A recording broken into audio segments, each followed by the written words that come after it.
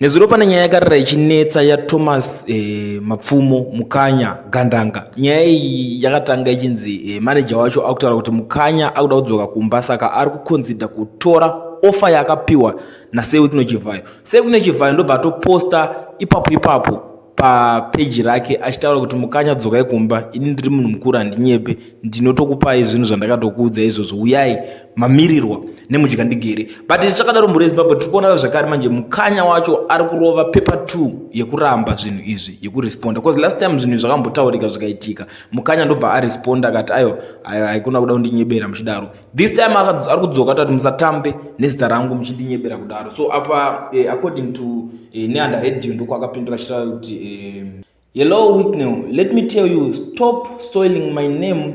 If what you think you are doing is good, go ahead without involving my name. Don't soil my name talking nonsense about me. I don't know you and I have never met you. I just hear about you on the news. I don't hate you. Just leave my name alone. Don't play with my name. Don't involve my name in your dealings. I don't want to be exchanging insults with you, Wicknell. You are too young for me to be dealing with you. I'm 70 years old now and cannot be seen trading insults with you.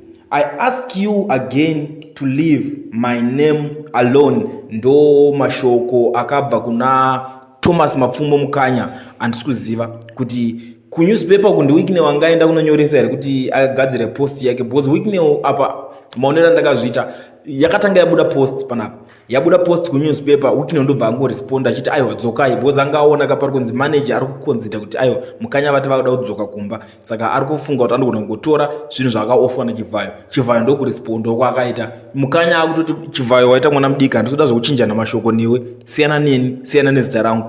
Ndo nyaya yaMukanya naSewekinho Chivayo payasvika iko zvinezvi.